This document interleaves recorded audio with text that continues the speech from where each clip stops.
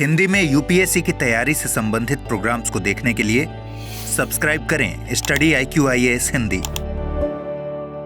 Hello students, बहुत लंबे समय से आप एक हेडलाइन देखते रहे होंगे जब भारत अमेरिका से टक्कर लेते हुए रूस से बहुत ज़्यादा बड़ी मात्रा में कच्चा तेल खरीद रहा था। अमेरिका के राष्ट्रपति लगातार भारत पर दबाव बना रहे थे और भारत की प्रतिक्रिया ये थी कि हम अपने देश, अपने नागरिकों और अपनी ज़रूरतों के हिसाब से ये तय करेंगे कि हम कहाँ से तेल लेंगे और कहाँ से नहीं लेंगे। लेकिन अब एक इसमें बड़ा ट्विस्ट आया है। इकोनॉमिक टाइम्स की रिपोर्ट के अनुसार ये कहा जा रहा है कि 2022 के बाद भारत का क्रूड ऑयल का इंपोर्ट अमेरिका से सबसे ज़्यादा हुआ है।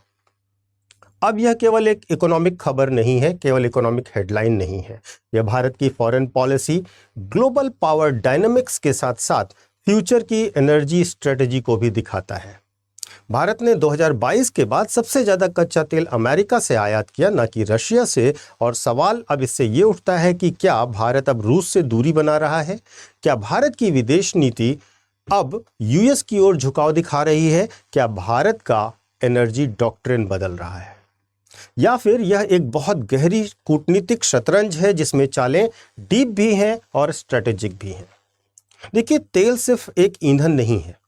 ऑयल डिप्लोमेसी आज की डेट में रियल पावर डिप्लोमेसी है और एनर्जी की जो सिक्योरिटी है वो राष्ट्रीय सुरक्षा से जुड़ती है, आर्थिक ग्रोथ से जुड़ती है, स्ट्रेटेजिक ऑटोनॉमी से जुड़ती है और फॉरेन पॉलिसी में लीवरेज दिलाती है। दुनिया ने ग्लोबल ऑयल शॉक्स देखे और उसके बाद, इन झटकों के बाद बहुत बड़े बड़े परिवर्तन भी आए। जैसे 1973 में जब ऑयल एम्बार्गो हुआ तो वेस्ट को बहुत बड़ा झटका लगा। 1991 की गल्फ वॉर के बाद अगर आप देखेंगे तो अमेरिका बहुत ज़्यादा डोमिनेंस वाली पोजीशन प्राप्त कर लेता है। और 2022 में जब रूस और यूक्रेन का युद्ध होता है तो आप देखेंगे कि एनर्जी की जियोपॉलिटिक्स का एक नया अध्याय शुरू हो जाता है। और भारत जैसे डेवलपिंग जायंट ने तेल को केवल एक कमोडिटी की तरह नहीं, इस रूस यूक्रेन के बाद इसे सर्वाइवल, डेवलपमेंट और डिप्लोमेसी के एक टूल की तरह इस्तेमाल किया। देखिए, वास्तव में अगर हम देखें हमारे ऑयल का कॉम्पोजिशन, पहले हम ज़्यादातर ऑयल मिडिल ईस्ट से मंगाते थे, रूस से बहुत कम और अमेरिका से, रूस से थोड़ा ज़्यादा मंगाया करते थे। लेकिन अब हमारा एनर्जी मिक्स है। हम मिडिल ईस्ट से, रशिया से, यूएसए से और अफ्रीका से मंगाते हैं। रूस अभी भी बड़ा सप्लायर रहा है और अमेरिका अब फिर से ऊपर आ गया है इस चार्ट में। अब हमें यह समझना पड़ेगा कि यह जो 2022 के बाद बदलाव हुआ था और अब 2026 में क्यों बदलाव, 2025 में क्यों बदलाव हो रहे हैं, ये हमारे लिए समझना बहुत ज़रूरी है।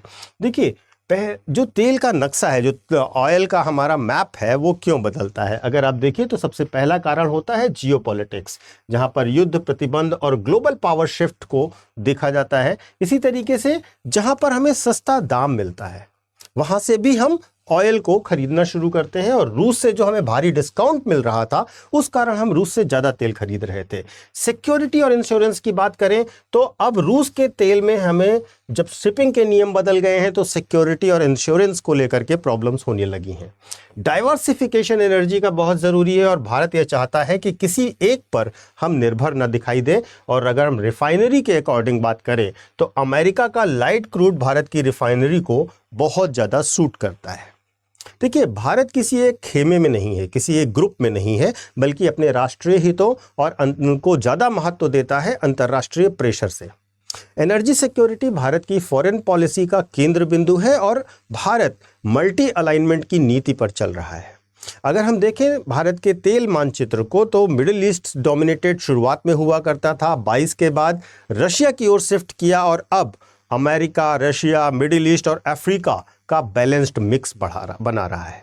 अब यहाँ पर प्रश्न ये उठता है कि क्या हमने ट्रंप के दबाव में अमेरिका का तेल ज़्यादा लेना शुरू किया या कुछ और कारण भी हैं? तो वह भी समझना ज़रूरी है कि अमेरिका का तेल क्यों बढ़ा। तो देखिए, अमेरिका के साथ सबसे पहली चीज़ है कि उसकी प्राइस स्टेबिलिटी का मामला है। शुरुआत में रशिया हमें बहुत ज़्यादा डिस्काउंट दिया करता था, अभी डिस्काउंट कम हो गया है, जबकि अमेरिका की ऑयल प्राइसेस स्थिर है।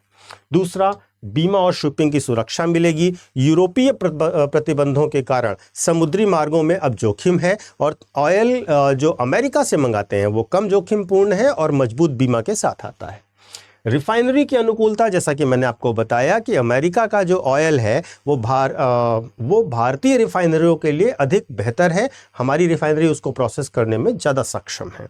और अगर हम दीर्घकालीन ऊर्जा भागीदारी की बात करें तो अमेरिका के साथ हमारी हाइड्रोजन, एलएनजी और ऊर्जा तकनीकी को लेकर के बहुत बेहतर भविष्य की हम कल्पना कर रहे हैं। इसके साथ साथ भारत एक कूटनीतिक संदेश भी देना चाहता है कि भारत न तो प्रो रशिया है, न तो प्रो यूएस है, भारत केवल और केवल प्रो इंडिया है।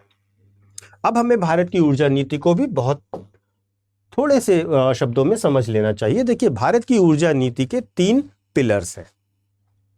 भारत केवल तेल नहीं खरीदता है, बल्कि वह अपनी रणनीतिक स्वतंत्रता, वैश्विक स्थिति और आर्थिक शक्ति के हिसाब से व्यवहार करता है। दुनिया चाहे अमेरिका और रूस में बढ़ जाए, भारत किसी भी एक ब्लॉक में खड़ा हुआ नहीं दिखाई देता। भारत अपने राष्ट्रीय हित पे काम करता है। आप देखिए, अगर भारत की ऊर्जा नीति को देखें तो इसके 3 प्रमुख स्तंभ हैं। पहला है मल्टी अलाइनमेंट, दूसरा डाइवर्सिफिकेशन और तीसरा रणनीतिक स्वायत्तता। हम ना तो अब एक गुट में रहते हैं, बल्कि हम बहुसहयोगी कूटनीति पर विश्वास कर रहे हैं। विविधीकरण, हम अलग अलग सोर्सेस से अपना ऑयल इंपोर्ट का कॉम्पोजिशन बना रहे हैं। और रणनीतिक स्वायत्तता की बात करें कि हम अपने निर्णय ले रहे हैं, किसी के दबाव में कोई निर्णय नहीं ले रहे हैं।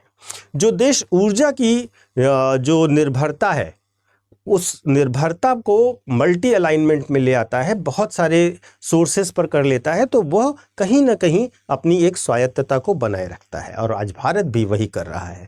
2022 के बाद यह तेल परिवर्तन किसी के दबाव का परिणाम नहीं है, बल्कि भारत की समझ का, उसके साहस का और कूटनीतिक संतुलन का एक क्लासिकल एग्जाम्पल है। और ये भारत का झुकना नहीं है, बल्कि भारत का उभरना है, भारत की डिप्लोमेसी का एक नया आयाम है।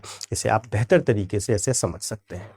आप भी अपने विचार कमेंट करके अवश्य बताइएगा कि आपको क्या लगता है। क्या भारत ने ट्रंप के डर से अपना ऑयल इंपोर्ट का कंपोजिशन बदला है, या भारत ने अपने हितों की संरक्षा के लिए यह निर्णय लिया है? आपके कमेंट का इंतजार रहेगा। मेरा टेलीग्राम चैनल नोट कर सकते हैं आप, यूपीएससी मेंटोर पंकज सर। इसे ज्वाइन करेंगे तो यहाँ पर आपको मेरे सारे वीडियोस के लिंक मिल जाएंगे। 2027 के लिए जो बच्चे यूपीएससी की तैयारी कर रहे हैं, उन लोगों के लिए हमारा प्रतिज्ञा प्लस बैच लॉन्च हो रहा है 12 नवंबर से शाम को 6 बजे। जो भी बच्चे ये बैच लेते हैं, उन बच्चों को एक भारी डिस्काउंट के साथ हम, यानी कि 18,999 की फीस के साथ आपको 2027 की पूरी प्रिपरेशन कराई जाएगी। महत्वपूर्ण यह है कि इसमें आपको प्री, मेंस और इंटरव्यू तीनों सेगमेंट तैयार कराए जाएंगे। 1-to-1 मेंटोरशिप दी जाएगी, आपकी राइटिंग प्रैक्टिस, टेस्ट सीरीज और इंटरव्यू गाइडेंस प्रोग्राम सब इसमें इंक्लूडेड होगा। आप इसकी पूरी डिटेल्स हमारे वेबसाइट पर या हमारे ऐप पर जाकर के देख सकते हैं। ज्वाइन करने से पहले आपको एक कोड इस्तेमाल करना होगा, और ये कोड है PK Live। इस कोड का इस्तेमाल करते ही आपको यह भारी डिस्काउंट के साथ 18,999 रुपए में पूरा कोर्स ऑफर हो जाएगा। यह जानकारी आपके लिए महत्वपूर्ण है, क्योंकि अगर आप 2027 के लिए यूपीएससी की तैयारी करना चाहते हैं तो इसे ज्वाइन कर लीजिए। Thank you so much. Hindi में यूपीएससी की तैयारी से संबंधित प्रोग्राम्स को देखने के लिए सब्सक्राइब करें स्टडी IQ IAS हिंदी।